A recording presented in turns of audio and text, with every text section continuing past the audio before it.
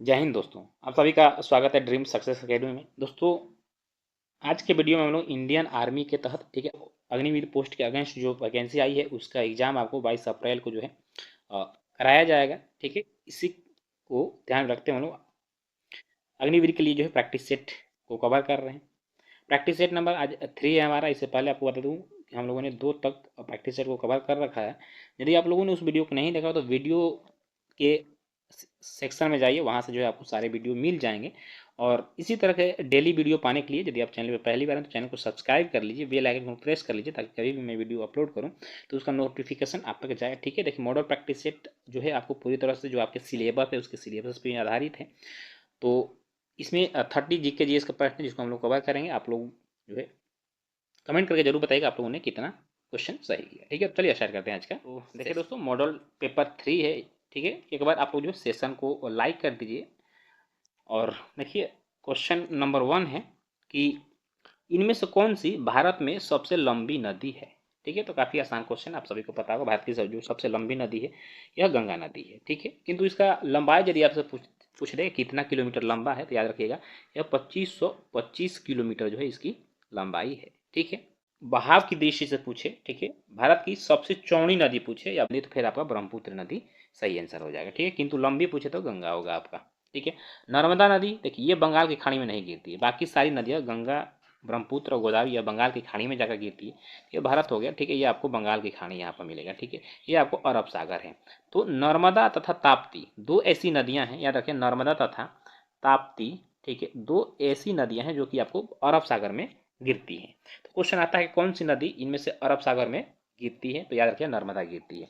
ठीक है, देखिए बाकी नदियाँ जो डेल्टा का निर्माण करती हैं, ठीक है, किंतु नर्मदा और ताप्ती नदियाँ जो ये एस्च्यूरी का निर्माण करती है। ठीक है, ये क्वेश्चन भी आपके एग्जाम के पॉइंट ऑफ व्यू से जो है काफ़ी इंपॉर्टेंट है। क्वेश्चन नंबर 2 देखिएगा, स्वतंत्र भारत की पहली महिला गवर्नर कौन थी।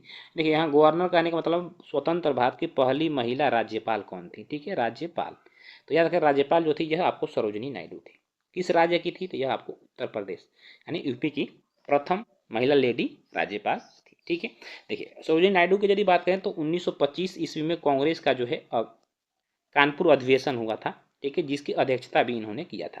क्वेश्चन नंबर 3 है, अंतर्राष्ट्रीय न्यायालय के अध्यक्ष नियुक्त किए जाने वाले पहले भारतीय कौन थे। अंतर्राष्ट्रीय न्यायालय जैसे आपको पता होगा यूएनओ यानी संयुक्त राष्ट्र संघ यूनाइटेड नेशन ऑर्गेनाइजेशन की स्थापना सन 1945 ईस्वी में हुआ था। ठीक है, इसी के इसके 6 अंग है। 6 अंगों में से एक जो अंग है वो आपको अंतर्राष्ट्रीय न्यायालय है, जहाँ पे कि इंटरनेशनल मामले की सुनवाई की जाती है। ठीक है, जो भी अंतर्राष्ट्रीय मामले होते हैं, जिस तरह से अपने यहाँ सुप्रीम कोर्ट है तो उस तरह से वहाँ पे क्या है अंतर्राष्ट्रीय न्यायालय, जहाँ पे मामलों की सुनवाई की जाती है। तो अंतर्राष्ट्रीय न्यायालय के जो है जज बनने वाले जो प्रथम भारतीय थे आपको न्यायमूर्ति नागेंद्र सिंह थे। कौन, न्यायमूर्ति नागेंद्र सिंह थे। अगला क्वेश्चन है कि आनंद मठ किसने लिखी थी, तो देखिए बंकिम चंद्र चट्टोपाध्याय ने लिखा था। ठीक है, देखिए जो हमारे देश का राष्ट्रीय गीत है, राष्ट्रीय गीत ठीक है वंदे मातरम, आपको आनंद मठ से ही लिया गया। ठीक है, अगला क्वेश्चन है आर्य समाज के संस्थापक कौन थे, तो आर्य समाज की स्थापना सन 1875 ईस्वी में हुआ था और इसके संस्थापक जो थे यह आपको स्वामी दयानंद सरस्वती थे। ठीक है, देखिए आपको राजा राम मोहन राय दिया है, तो ब्रह्म समाज की स्थापना ठीक है तथा आत्मीय सभा का जो स्थापना किया था यह राजा राम मोहन राय के द्वारा किया गया था। ब्रह्म समाज की स्थापना सन 1828 किया था। स्वामी विवेकानंद ने रामकृष्ण मिशन की स्थापना किया था। ठीक है, अगला क्वेश्चन है कि भारत के प्रथम गवर्नर जनरल कौन थे। देखिए यहाँ से क्वेश्चन जो है ना कंफ्यूज करेगा आपको। ये पूछ रहा है कि भारत के प्रथम गवर्नर जनरल पूछ रहा है। ठीक है, तो यह आपको लॉर्ड विलियम बेंटिंग थे। इनका कार्यकाल जो था सन 1828 ईस्वी से लेकर 35 ईस्वी तक लॉर्ड विलियम बेंटिंग का कार्यकाल था। और यह जो है बंगाल बंगाल के अंतिम गवर्नर जनरल तथा भारत के प्रथम गवर्नर जनरल थे। ठीक है, देखिए यदि यहीं पे आपको बंगाल का प्रथम गवर्नर जनरल पूछ दिए, बंगाल का प्रथम गवर्नर जनरल, तो फिर आपको हो जाएगा वारेन हेस्टिंग्स। ये वारेन हेस्टिंग्स हो जाएगा। ठीक है, क्यों देखिए ये इंडिया हुआ, यहाँ आपको बंगाल है, ये बंगाल के पहले थे गवर्नर जनरल वारेन हेस्टिंग्स थे। ठीक है, किंतु इस पद को फिर समाप्त करके जो बंगाल का गवर्नर जनरल था इसी को जो है पूरे भारत का यानी पूरे भारत का गवर्नर जनरल बना दिया गया। और जब यह बनाया गया उस समय लॉर्ड विलियम बेंटिंग जो थे बंगाल के गवर्नर जनरल थे। ठीक है, तो यह क्या हो गया, यह अंतिम बंगाल के अंतिम गवर्नर जनरल हो गए और भारत के प्रथम गवर्नर जनरल हो गए। भारत के प्रथम, बंगाल के अंतिम, इस तरह से याद रखना आपको। ठीक है, भारत के प्रथम वायसराय आपसे पूछेगा कि भारत के प्रथम वायसराय कौन थे, प्रथम वायसराय कौन थे? तो ये लॉर्ड कैनिंग थे। ठीक है, चलिए क्वेश्चन नंबर 7 है कि किस आंदोलन में गांधी जी ने सर्वप्रथम भूख हड़ताल का प्रयोग किया था? तो भूख हड़ताल का प्रयोग जो है अहमदाबाद का जो मिल मजदूर हड़ताल हुआ था सन 1918 ईस्वी में, इसमें गांधी जी ने सर्वप्रथम भूख हड़ताल की प्रक्रिया को अपनाया था। ठीक है, गांधी जी का भारत में पहला जो आंदोलन था यह आपको चंपारण सत्याग्रह सन 1917 ईस्वी में हुआ था। इससे पहले गांधी जी जो है साउथ अफ्रीका में जो है सत्याग्रह कर चुके थे। तो गांधी जी का पहला सत्याग्रह चंपारण जो था यह भारत में था, किंतु इससे पहले यदि पूछे तो फिर आपको आंसर साउथ अफ्रीका में लगाना पड़ेगा। ठीक है, जलियांवाला बाग 1919 में हुआ था, आपको पता है। ठीक है, चलिए नेक्स्ट क्वेश्चन है कि बांग्लादेश को किस देश से स्वतंत्रता मिली? अब सभी को पता है कि जब भारत का पार्टीशन हुआ था सन 1947 ईस्वी में, तो भारत तथा पाकिस्तान नामक दो कंट्री बने थे। ठीक है, तो देखिए ये भारत हो गया, इधर आपको पाकिस्तान हो गया था। ठीक है, यहाँ पे एक और पार्ट जो था, ठीक है, ये पाकिस्तान का था। ठीक है, इसे हम पश्चिमी पाकिस्तान के नाम से जानते हैं और इसे पूर्वी पाकिस्तान के नाम से जानते थे, किंतु 1971 में इसे आज़ाद कर इसे बांग्लादेश बना दिया गया। ठीक है, तो बांग्लादेश को किस देश से आज़ादी मिली? तो याद रखिएगा इसको पाकिस्तान से आज़ादी मिली। कब? सन 1971 ईस्वी में, जिसमें कि भारत भी सहायता दिया था, क्योंकि पाकिस्तान जो है ये जो मेन पाकिस्तान था ये इधर पड़ जाता था और इसकी दूरी यहाँ से काफ़ी दूर होती थी। तो इस पर जो है पाकिस्तान ध्यान नहीं देता था, तो इस तरह एक तरह से पाकिस्तान का यह उपनिवेश बन चुका था। तो इसके जो यहाँ पर रहने वाले लोग थे यानी पूर्वी पाकिस्तान के लोग थे, ये अपने को एक अछूत टाइप का महसूस करते थे। ठीक है, क्योंकि वहाँ की सरकारें जो है जनता पे अच्छे से ध्यान नहीं देती थी। ठीक है, तो इन लोगों ने बगावत किया और 1971 ईस्वी में शेख मुजीबुर रहमान, जो कि अभी वर्तमान में बांग्लादेश के प्राइम मिनिस्टर है कौन? शेख हसीना, उनके पिताजी थे शेख मुजीबुर रहमान। उनके जो नेतृत्व में मुक्ति सेना तथा भारतीय सेना ने मिलकर पूर्वी पाकिस्तान को आज़ाद कर बांग्लादेश नाम दिया। ठीक है, याद रखिएगा इसे। तो पूरी इसकी ये कहानी है। तो यह पाकिस्तान से अलग हुआ। किस मूल कर्तव्य को संविधान में किस किस सिफारिश पर शामिल किया गया था? देखिए मूल कर्तव्य जो था, ठीक है, इसको संविधान में सरदार स्वर्ण सिंह समिति के सिफारिश पर जोड़ा गया था। यह 42वां संविधान संशोधन हुआ था सन 1976 ईस्वी में, इसी के तहत जोड़ा गया था। मूल जो कर्तव्य है यह आपको रूस के संविधान से लिया गया है, इसे भी जरूर याद रखिएगा। ठीक है, नेक्स्ट क्वेश्चन है सबसे छोटा महाद्वीप कौन है? तो देखिए सबसे छोटा महाद्वीप जो है ये आपको ऑस्ट्रेलिया महाद्वीप है, जनसंख्या की दृष्टि से और क्षेत्रफल की दृष्टि से भी सबसे छोटा ऑस्ट्रेलिया। देखिए ऑस्ट्रेलिया खोज सन 1770 ईस्वी में जेम्स कुक के द्वारा किया गया था। किसके द्वारा? जेम्स कुक के द्वारा। ठीक है, नेक्स्ट क्वेश्चन है कि जापान की मुद्रा है। तो देखिए जापान की मुद्रा जो है इसका नाम येन है। ठीक है, डॉलर जो है यह आपको यूएसए की मुद्रा का नाम है, रुपया जो है भारत की मुद्रा का नाम है, और पाउंड जो है स्टर्लिंग पाउंड ये आपको ब्रिटेन के मुद्रा का नाम है। अगला क्वेश्चन है क्वेश्चन नंबर 12, देखिएगा कि पहल योजना किससे संबंधित है? कि पहल योजना जो है एलपीजी सब्सिडी का हस्तांतरण से संबंधित है। कहने का मतलब कि यह भारत सरकार के द्वारा जो योजना है 2013 में शुरू किया गया था। इस योजना के तहत वैसे उपभोक्ता जो एलपीजी का कनेक्शन लिए हैं उनको जो सरकार के द्वारा सब्सिडी दिया जाता है वो डायरेक्ट जो है क्या बैंक अकाउंट में ट्रांसफर कर दिया जाता है पहल योजना के तहत। ठीक है, अगला क्वेश्चन है हार्नबिल जो त्यौहार है एक प्रसिद्ध आदिवासी त्यौहार है, यह भारत के किस पूर्वोत्तर राज्य में मनाया जाता है? तो हार्नबिल त्यौहार आपको नागालैंड में मनाया जाता है। ठीक है, नेक्स्ट क्वेश्चन है कि भारतीय मूल संविधान में कितने अनुच्छेद और अनुसूचियां हैं? देखिए जब भारतीय संविधान बना था, ठीक है, उस समय भारत के संविधान में जो टोटल अनुच्छेद थे 395 अनुच्छेद थे और 8 अनुसूचियां थी। ठीक है, वर्तमान में कितनी? वर्तमान में 12 अनुसूचियां हैं तथा यह लगभग 450 के आसपास चला गया है अनुच्छेद में, किंतु उपखंड जोड़ दिया गया। उपखंड जोड़ कर यदि बात करें तो लगभग 450 के आसपास हो गया। ठीक है, तो याद रखिएगा मूल संविधान में 395 अनुच्छेद और 8 अनुसूचियां थी। नेक्स्ट क्वेश्चन है भूगोल का जनक किसे कहा जाता है? तो भूगोल का जनक इरेटोस्थनीज को माना जाता है। ठीक है, अरस्तु को जो है जीव विज्ञान का जनक माना जाता है। निम्न में से कौन मानव शरीर के समन्वय गतिविधियों को नियंत्रित करता है?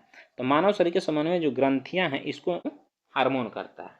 ठीक है, चलिए नेक्स्ट क्वेश्चन है कि किडनी की मौलिक इकाई क्या कहलाती है? किडनी की मौलिक इकाई जो है आपको नेफ्रॉन कहलाती है। ठीक है, अगला क्वेश्चन है पानी का सूत्र क्या है? तो पानी का सूत्र जो है H2O हो जाएगा। ठीक है, भारी जल का यदि सूत्र पूछे तो फिर आपका D2O हो जाएगा। सल्फ्यूरिक अम्ल का सूत्र जो H2SO4 हो जाएगा। अगला क्वेश्चन है पानी की बूंदों को तेलीय पृष्ठों पर चिपकने का कारण है?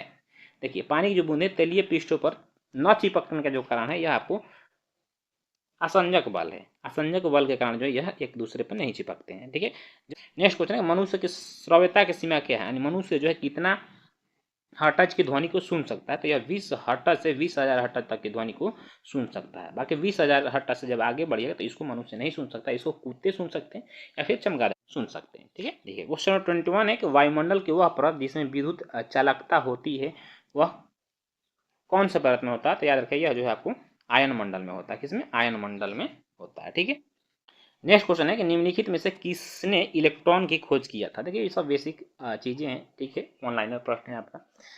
तो इस तरह से जो आप पैटर्न देख रहे हैं काफ़ी इजी पैटर्न है। ठीक है, आपको परेशान नहीं होना, अच्छे से जो है आप बेसिक चीज़ों को पढ़िए।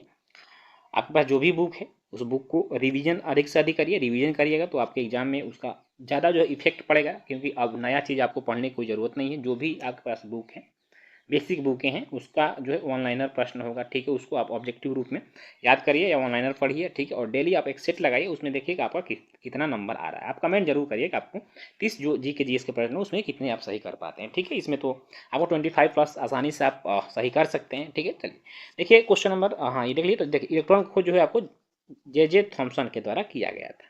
ठीक है, आर्किमिडीज ने सापेक्षता का सिद्धांत दिया था। रूडोल्फ डीजल ने डीजल इंजन का आविष्कार किया था। पदार्थ की नवीनतम खोजी गई अवस्था कौन सी है। देखिए पदार्थ की जो नवीनतम अवस्था है आपको बोस आइंस्टीन अवस्था है। पहले हम लोग क्या जानते थे, पदार्थ की 3 अवस्थाएं होती है। कौन कौन से? ठोस, द्रव तथा गैस। ठीक है, पदार्थ की चौथी जो अवस्था है यह प्लाज्मा है, और 5वीं अवस्था आपको कौन सी है? तो यह बोस आइंस्टीन है। ठीक है, तो अब पदार्थ की कितनी अवस्थाएं हैं तो याद रखिएगा पदार्थ की जो है अब टोटल 5 अवस्थाएं हैं। निम्नलिखित में से सबसे भारी धातु कौन सा है? तो इनमें से यदि भारी धातु की बात करें तो देखिए प्लैटिनम जो है सबसे भारी धातु है। नेक्स्ट क्वेश्चन है कि यदि एक व्यक्ति रिकेटस से पीड़ित है तो व्यक्ति में किसकी कमी है।